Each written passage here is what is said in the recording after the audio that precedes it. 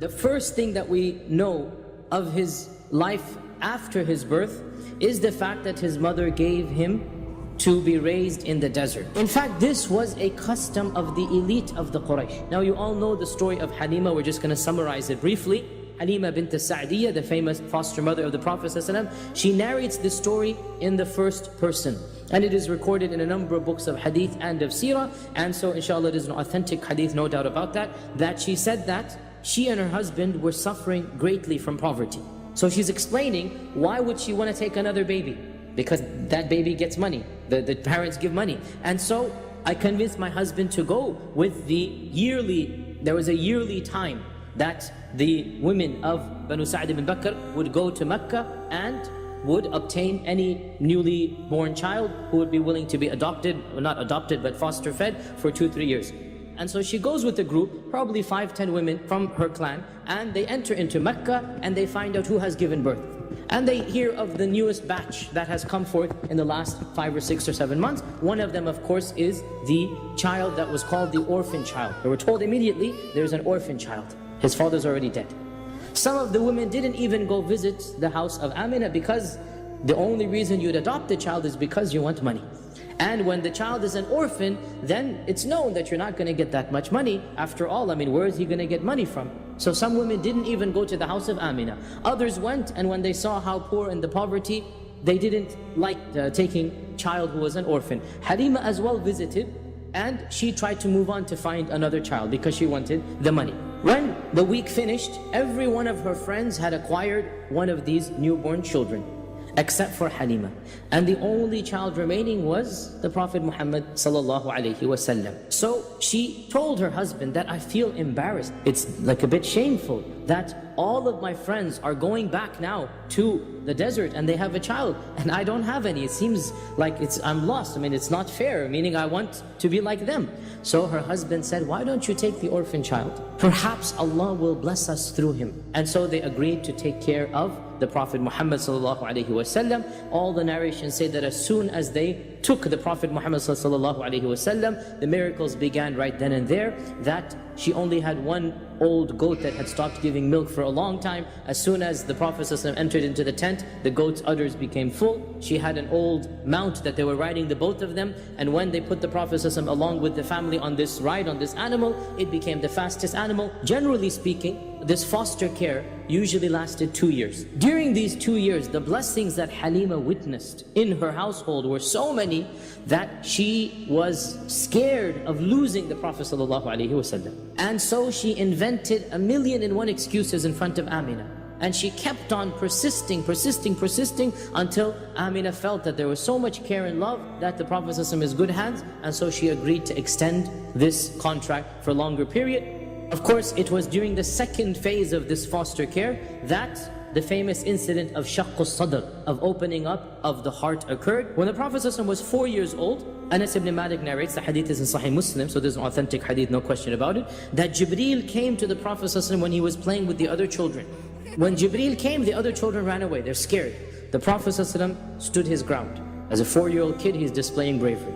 He stood his ground. What do you want from me? And Jibreel came and overpowered him. Sara'ahu. This means that he was struggling. 4-year-old kid is fighting an angel, the strongest angel Allah has created, but he's not going to go without a fight. Again, this shows the determination of the Prophet Muhammad ﷺ. So Jibreel forced him on the ground. You can't fight Jibreel. He forced him on the ground and he opened up his chest. Shaqqa sadrahu. It's just 2 words. And he took his heart out. And he took out a black slither, a black portion from the heart. And he threw it away. And he said, هَذَا حَظُّ الشَّيْطَانِ مِنْكَ. This is shaitan's portion that he had in you. He took it out. And then he washed the heart in a golden cup of Zamzam. And then he put it back. So he washed the heart and he put it back and he sealed it up. So when the children, the foster brother and Shayma, who he was playing with. When the children ran away, they ran back and they said, and they're looking in the distance that there's a man throwing him on the floor, putting blood in and this and that. So they come screaming and running that our brother has died, our brother has been killed, a man has abducted him, a man has killed him. And of course Halima and others, they became so worried. They come running outside and they found the Prophet ﷺ sitting, his face is pale. SubhanAllah, not wailing, not screaming, not crying. He's the brave 4-year, he was the bravest 4-year-old the world has ever seen. And when they saw him, they saw those lines on his chest, and Anas ibn Malik says, I could see the traces of that line on his chest. Anas is narrating this hadith when the Prophet ﷺ is around 60 years old. This incident was what concerned Halima. And she decided, before anything else happens, let me quietly return the Prophet ﷺ to Amina. So shortly after the Prophet ﷺ was returned to Amina, we only have one incident that is recorded during this time. Amina decided to take her son to Yathrib. And she had with her the one servant that it is said that Abdul Muttalib gifted them when they got married, and this is Ayman. Abdul Muttalib gifted his son when they got married, Ayman. So Amina traveled to Yathrib, which is now called Medina, along with Ayman and the little boy, the Prophet Muhammad sallallahu alaihi wasallam. And the Prophet stayed there for a few months. On the way back, in a small little settlement, which is still present to this day, and it is called Al-Abwa, Amina herself fell ill and she passed away right then and there. And Ayman had her buried by the people of the village, Abwa, and so to this day her grave is at a place called Abwa. And then when the Prophet is barely 6 years old, he loses his mother and his father, so he is then entrusted to Abdul Muttalib, the chieftain of the Quraysh. In one occasion, the uncles of the Prophet sent the Prophet to find some lost camels. Ibn Sa'd mentions the reason why his uncles chose a little kid, who was probably 7, 8 years old, to go find the camels was because, listen to this, he never did anything except that it was successful. So now the uncles are getting desperate. Camels are expensive creatures. The uncles are getting desperate and they can't find the camels. So they decide, well, this boy, whatever he does, it works. Let's go send him out alone in the desert to find the camels. And when they sent the Prophet ﷺ, he was delayed in coming back. And Abdul Muttalib, when he found out, he was furious at them. How could you have done this? Why did you send the boy?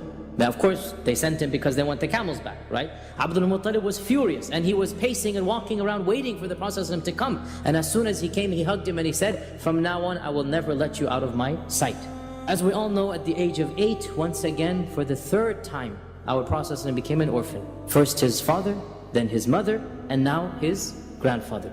And one of the things that Abdul Muttalib did on his deathbed is that he entrusted the Prophet ﷺ to his son Abu Talib. And so Abu Talib takes charge of the Prophet ﷺ, and Abu Talib lives a long life, and Abu Talib passes away when the Prophet ﷺ is over 50 years old. So he remains with the Prophet ﷺ